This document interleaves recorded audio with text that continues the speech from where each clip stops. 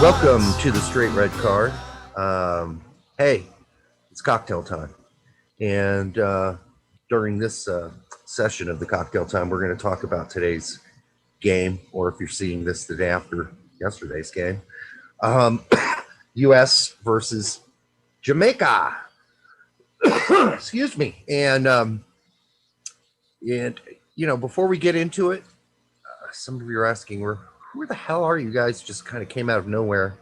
Well, not really nowhere, because actually 6 years prior to this, and for the 6 years prior to that, for like a good long run, we did our show on Big Soccer, and 6 years probably on Big Soccer, maybe 5. I don't know. I don't remember.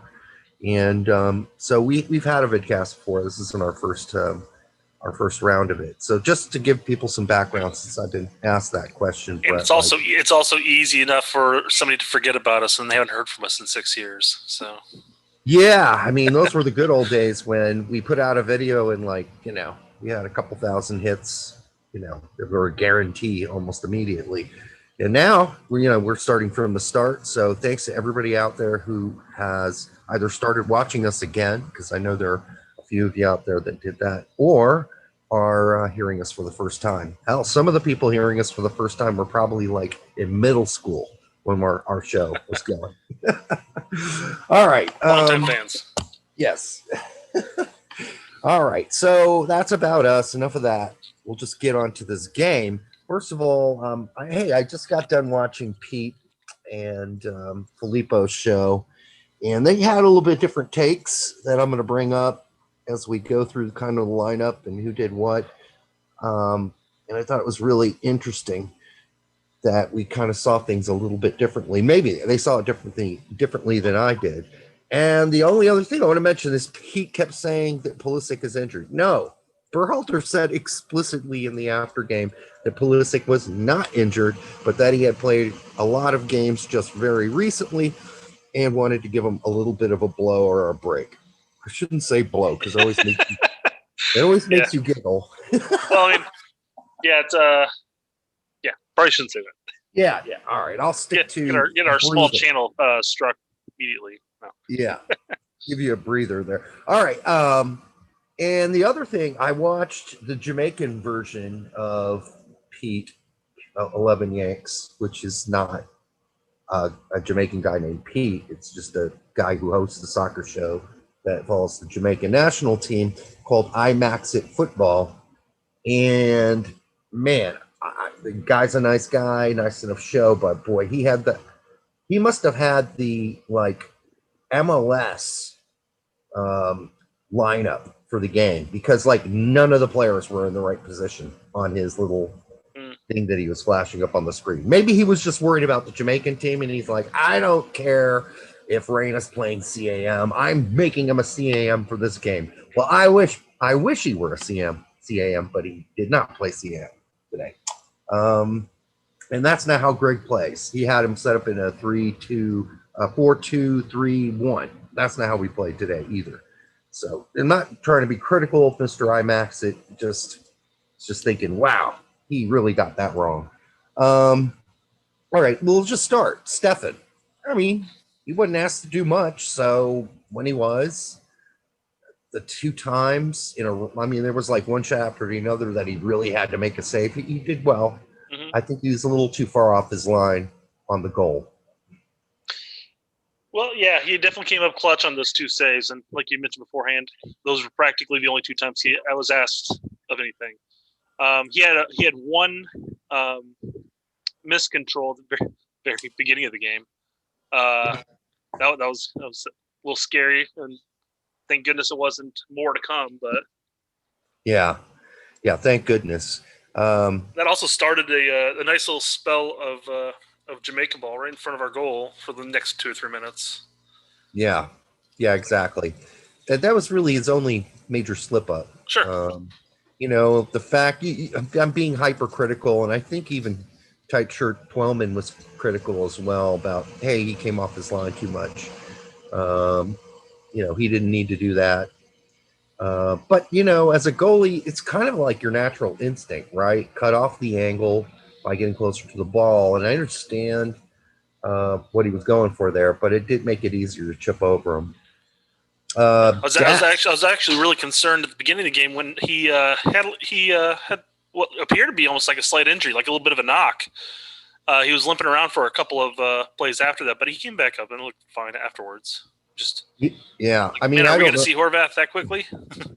Yeah, I was hoping not, because Horvath hasn't actually played any soccer for almost 2 seasons.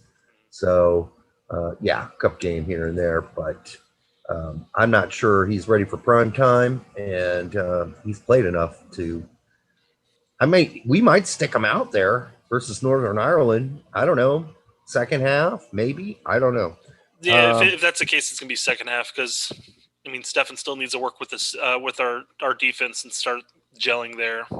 Well, my other point is Horvath really in line in the top 5 keepers anyhow that we're looking at right now? No. He wasn't in either of our top 5. He fell outside of that top 5 because he's not playing. Okay? Yeah. So, I mean, it's that simple. Play some games. And, if he were not playing and he was like the backup at Man United or Liverpool, I'd feel for him. I'd be like, okay, I understand, but he must be pretty good if he's the backup keeper at Liverpool. But he's not. He's the backup keeper at Anderlecht, Club Bruges. He wishes he was at Anderlecht, probably, since Mignolet arrived. So Dest, star of the show, I think. Well, absolutely. He couldn't do any wrong. I mean, he was just exquisite. And I don't use that word very often, Brett. Exquisite, because it's kind of, I don't know, kind of a goony, douchey word. But he was good. And to me, player of the match, although I know people were saying legit, but just because he scored 2 goals. Yeah, that's about it. That'd be the only reason why people would be saying that. I mean, we'll get to legit in many ways, but with Dest, I mean, he was incredibly confident with the ball. Just dancing around players. Nice backheel pass to Pulisic in one of the plays. What an absolute stellar goal!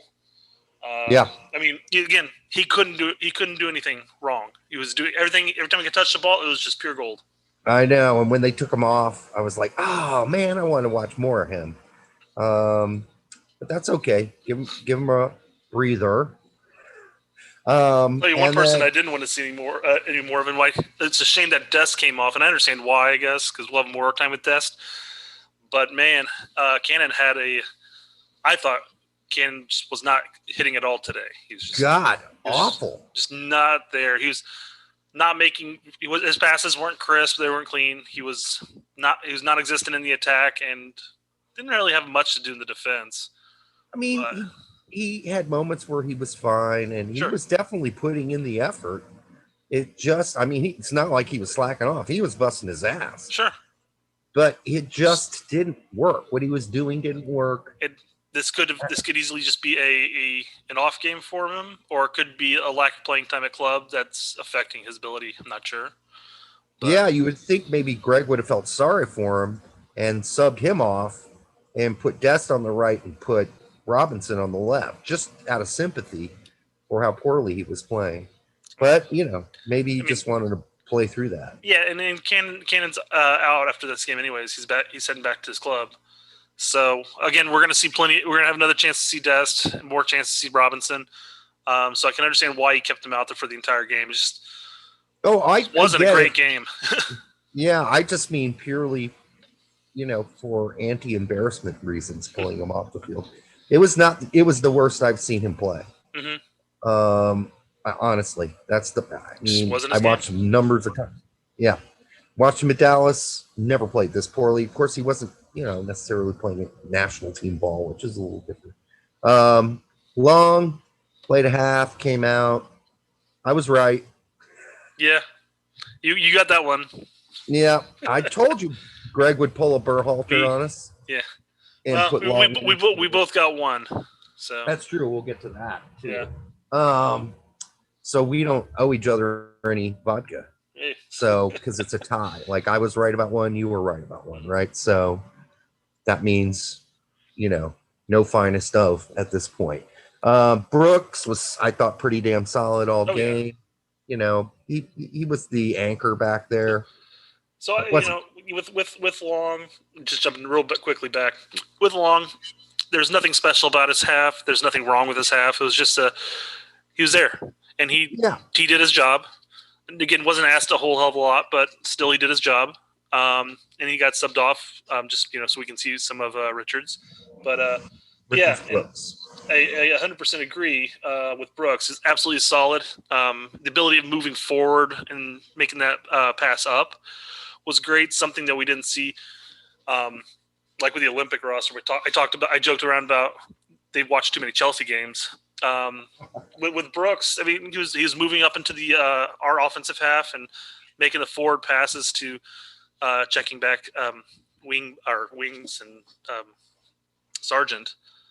So I mean, he had a great game. It was good. They were certainly not the problem, even on the goal. I don't think it was their fault because they were pushed up for a free kick, so they weren't really there to rescue the day. But Long Brooks, Long Richards, all solid. No complaints. With what you mentioned the goal, and I'll agree with Twellman on this. Is that Cannon definitely needed pressure. I mean, he did a great job of getting in front of him in the goal. He did a great job of slowing him down, but he needed to get up there and pressure that ball so that he just could look and make his pinpoint, pass. Well, it seemed to contradict itself to me a little bit. And I say that because he said he should have fouled, but then again, he held everybody up long enough that we outnumbered them. Oh, yeah. 4-2 to 3, 4-3, 4-2. That should have been it. It should have been over. At that point, a foul's not necessarily necessary. And so I don't blame that on Cannon, actually. No, I'm just saying that he needed the pressure. I'm not saying he needed the foul, and I don't agree with that take either. But he needed the pressure, and he had his player at a complete stop, and he gave him like 2 yards. I get it, but if he pressures and gets the guy blows by him. You had 3 other defenders there. Then, if he blows by him, he has 3 people to back him up. And I'm not saying he has to go in there and like physically like shoulder to shoulder pressure him. I'm just saying he needs to close that space down, in my opinion. Watch that video again and pause it when he starts the hold up. Those other guys are not far enough back to support him yet. So if he gets blown by, just pause it. Then he's got a clear route to goal. So I think Cannon was just doing the conservative thing there, and it didn't work out for him. But I don't think he necessarily blew it. So we're just going to disagree there. Well, I'm not going to put it all on him either. I mean, we had 4 players back to their 2, and somehow the other player managed to split other players and to get to the ball. I mean, it was a team effort of a failure on that, in my opinion. Yeah, no, I'm just saying from the get-go, after Cannon slowed him down, which again he did a great job of cutting off his run, making him slow down to a complete stop. Once he stopped, I think he should have been a little more in his face. Yeah, that's just my take on it. One of those instantaneous moments, where maybe something different would have worked better. Then we moved to Musa. I thought he had a spectacular game. I really had no complaints. Very comfortable. I'm sorry, I don't mean to cut you off there. You're right. He's so comfortable on the ball. It's like a young version of Nagby. So, he reminds me of Nagby, except I think his ceiling's going to be way higher. Like the ball just sticks to his feet like Velcro. With how comfortable he is in tight spaces, and he was making some combination plays with Reyna that I was overly impressed, and just thinking in future games, especially in qualifiers, when he's going to be partnered up with McKinney and Adams, and then you're going to have Pulisic, Reyna, or Weah, or anybody, and Sargent up there. I think the combinations are just going to come, especially with understanding and chemistry between them all. Yeah. Move to Acosta. Our friend Pete and then Filippo was on his show live after post game, and man, they took a giant, smelly, fly-ridden dump on Acosta today, and I didn't think he was that horrible. I mean, I thought he made some errors, but maybe my expectations for Acosta were so low that when he wasn't totally crappy, I thought, you know what? He did okay for what he was asked to do out of nowhere. Because I'm sure he didn't expect to be on this team nor starting, you know. I think he had a pretty good game, actually. He was absolutely the workhorse of the midfield. Yep. There's no. I mean, you can say that he wouldn't be on the pitch if other players were there. Absolutely could say that. But quite frankly, they point out his responsibility for the goal. I mean, sure. He played a role in that goal. I mean, there were lots of people to blame for that whole thing going down, but he's not the only one. Mm-hmm. And I thought that was really harsh. I thought Acosta was way better than anybody could have possibly expected.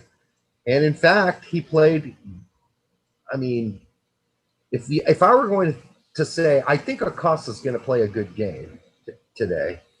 And then he did play a good game, but he did better than play good. I thought he played better than good. And yet some people are just taking a big poop on him. Well, I mean, nobody was perfect today, except for maybe Dest. Nobody was perfect today, and quite frankly, I didn't see any glaring issues with his play today. I mean, again, given a full roster, do I think he's going to see the field? Maybe it's sub minutes at best, but even then, I don't know. I don't think so. But I mean again, in this game, though, I think his stock rose, in my opinion. Yeah, I did too. I mean, he did make one little bad error in the back that could have been costly. I get it. He gave the ball away. But, I mean, we saw one of those every game for Bradley for 10, 12 years. He had one bad thing he did that could have cost us. Or even if you're talking about Adams, he's had some games where he's done some things where you're like, oh, McKenny, same thing. So, I don't think it's fair to now not point out when those guys make boo-boos. And that's a really childish way to put it, but owies. I mean, and then to just really pile it on Acosta. It's just, anyhow, I just thought that was a little weird because I had a totally different take than they did. And was he perfect? No. Was the player of the match? No. But he was a lot better than any of us probably expected. Legit, speaking of, it's a tale of two halves with him. Yeah, well, it is. And those two goals are going to cover up for a lot of positional issues, missed opportunities and passes early during the first half. Every corner kick going to, yes, we're going to, I mean, it was broadcast. Everyone in the whole stadium knew we wanted to score at the near post, and we were going to hammer it there every time until we got a goal. Yes, practice makes perfect. Jesus, that was ridiculous. Thank you for bringing up something that really annoyed me during the game. I want to rain on your parade and all. They're going near post again, aren't they? They're going near post again. All right. Our text is during the game, man. Yeah. Near post. Yep, exactly. We do something besides near post? No? Okay. Nope, nothing. Same thing. Let's go near post. All right. Maybe this time. And you know what? Why not try somebody else at corner? I mean, they were all set plays. You could tell they practiced them, but Jamaica already knew what we were going to do. So, I mean, it was so easy to cover. I mean, our set pieces are so useless. I can't even remember the last time we scored on a really great set piece play. And that used to be our bread and butter back in the old days when most of the people who are listening now were in middle school. So then we got Reyna. Mopey Reyna. Reyna have bad game. Reyna show everyone he's sad. That's what we got again. More mopey, negative body language from Reyna. And Pete had a great part on his show where he said, yeah, Gio, his dad, said at one point, Gio's dad, the Claudio Reyna, the big U.S. royalty star of the U.S. men's national team back in the 90s, said that, he used to watch Gio throw these hissy fits on the field when his team was performing poorly. And he didn't say anything to him about it because he thought it was because he was really competitive. And he didn't want to get that competitiveness out of him. Well, I got to tell you, Claudio, time to get on the horn and give Gio a call, because I know he's young. He's only 18, but he's acting like a little spoiled baby, and he needs to stop it because the opponents pick up on that negative energy, man, and it fuels them. I don't know if you saw it. I saw it. Yeah, I mean, it's almost practically like a very, very emo of him, where his eyebrows kind of like tilt in. He's like mouth kind of open. It's like, oh man, shoulder slump. Yeah, I understand getting upset with missing all of your shots, and don't get me wrong, I'm big. I like Reyna, but yeah, he was just he got in some dangerous positions. It's just that final action just betrayed him. Yeah, he's trying. You could tell he was pressing. Yeah. He wanted it so bad. It just wouldn't fall for him. He could taste it. And, that's a problem sometimes when you want something so bad, you don't get it. That's a lesson for all you guys out there looking for girlfriends. So just, if you want something really, really, really bad, that's fine. But sometimes it's a good idea to compose yourself and not let it show so obviously.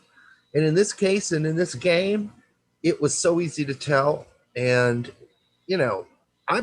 maybe I was the first one to bring up his mopiness like a couple weeks ago when it was part of one of our shows. We were talking about Dortmund at the time, yeah.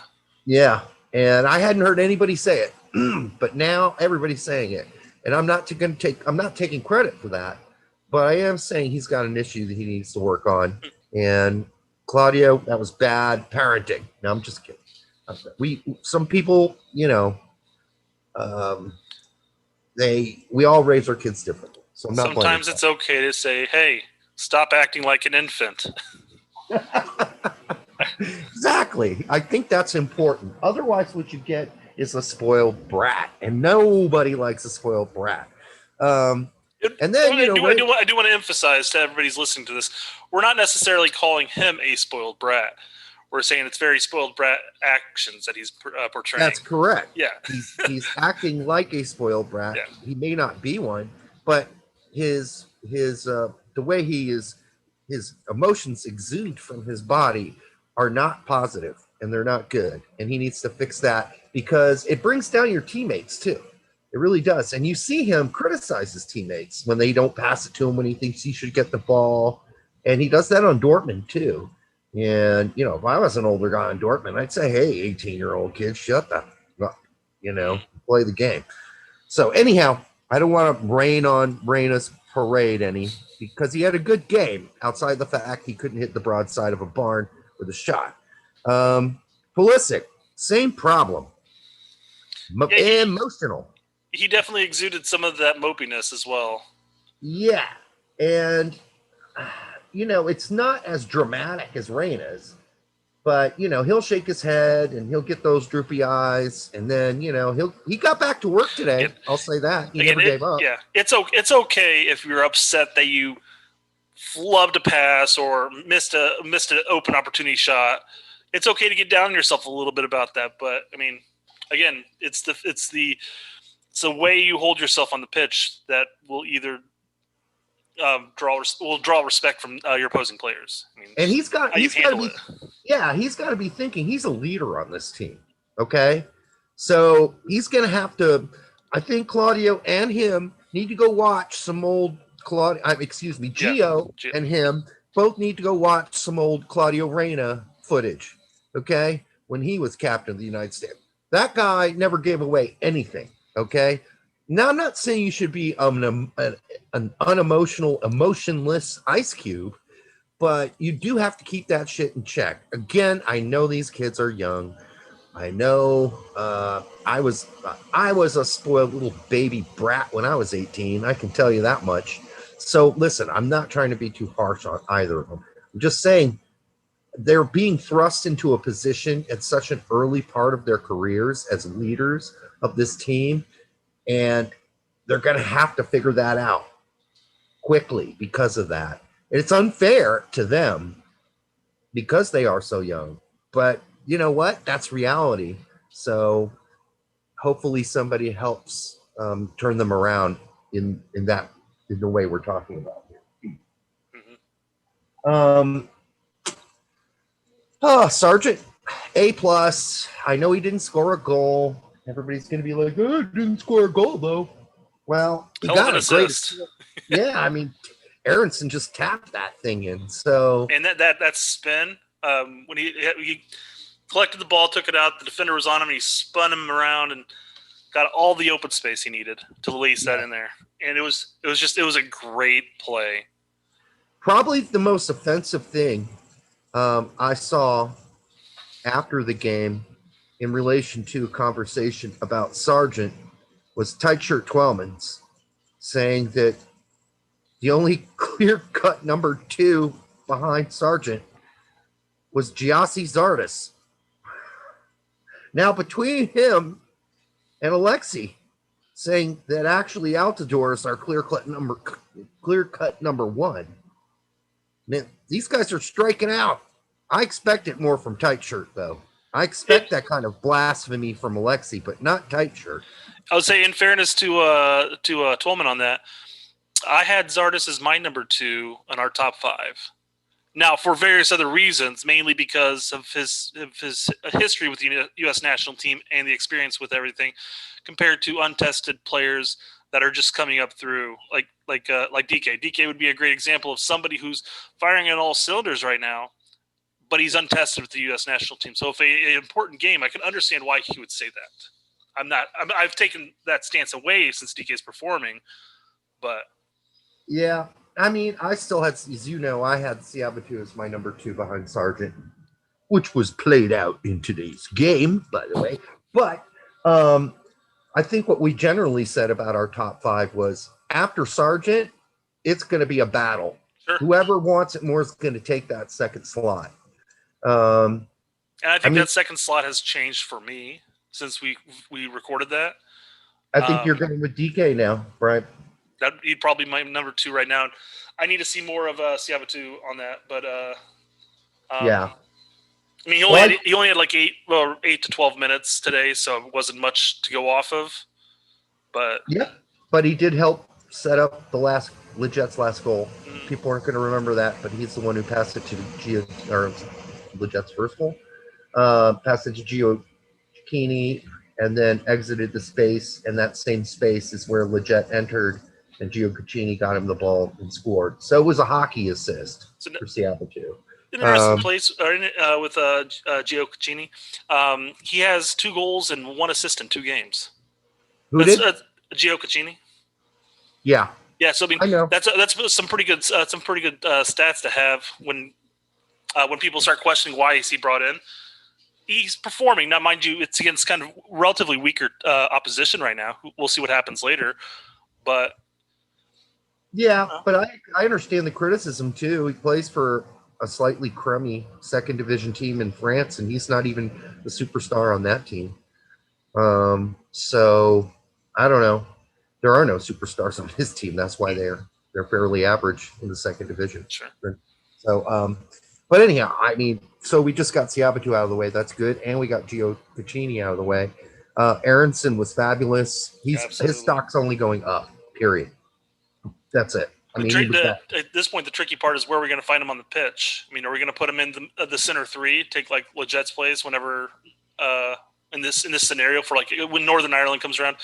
Is he going to take Leget's position, assuming we start Reyna and this is a future topic, of course, but just where are you going to play him at? Where are you going to start him at? Right now, he's a bench guy for Pulisic and Reyna. Sure. But if Reyna keeps, not being able to hit the broadside of a barn, then Aronson can play on the right or the left. And he's done it for, Philly. He's done it for Salzburg. So he can play either side, either wing. I don't think he's going to be played as the sort of more attacking Leggett slash, Musa role. I don't think that's going to happen because his defense is okay. I mean, Moose's defense isn't that great either, and he plays in that position. So, yeah, maybe he could. I mean, I think he could play that position. I'd just rather see him in attacking positions more. And right now, unless Reyna, starts really crapping the bed, I think he's a second half guy for Pulisic. Or, well, then you got the question: when does Way come back? Yeah. So it's a good problem to have. Mm-hmm. And it's a great talking point for every single game too. Who are we going to play today? This person's doing this person's doing that. When you have that depth, that too deep option on either side at the very minimum. We're talking to options where we don't even have like Morris. Because it will be. Yeah, no, it will be a great talking point because, Aronson's playing every game and he's playing well. And granted, it's a lower league, but when you're playing that well, he's not going to be at Salzburg that much longer. He continues this. And, if Lil ever figures out how to do coronavirus testing and Way ever gets to play with us, maybe we can have that discussion. And I'm looking forward to it because it's a great problem to have right now. Although Way likes to play out right where Pulisic plays, then Pulisic can also play on the right. I mean, the myriad of conversations you could have around just that are almost endless. Okay, who else we had off the bench? Richards, we already talked about him. Pretty good game. Robinson, I thought was fine for the 20 minutes. I mean, he didn't make any blunders, really. Similar to my comment about Long, there was nothing great, but nothing bad. Right. So, I mean, he was in there. He did his job. And that's all you can say. Yeah, and the only person we haven't mentioned so far is De La Torre, who was really good for his 20 minutes. Yeah, he looked pretty good in there. I was actually surprised because I haven't seen him play in a while. But yeah, he came in there and controlled everything, moved things around, and I think he had a good game. I did too, and I'm glad. I mean, he's the one guy that was getting playing time in Holland on a regular, and no one was talking about. I mean, I was really happy that Greg noticed. And listens to our show. What's that? Say Greg listens to our show. Okay. I seriously doubt that, but he's one of the 32 subscribed right now. Come on, people, we need more subscribers.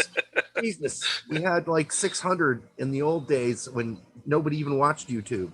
All right, so we'll get back to 600. It's gonna take some more. Yeah. All right, so the only thing I'm going to add to this conversation is that, God help me, I am not calling Siabitu P-Fox or whatever the hell he puts on the back of his jersey. And that is not in any insult to his family or his mother. It's just that I've already had to figure out whether he wants to be called Deason or Jordan. And now I finally got Jordan, and I figured out how to say his last name, and now he's changing it on me. Are we sure it's pronounced P-Fox? Or is that just phonetically what it looks like? It's P-E-F-O-X. X could be silent.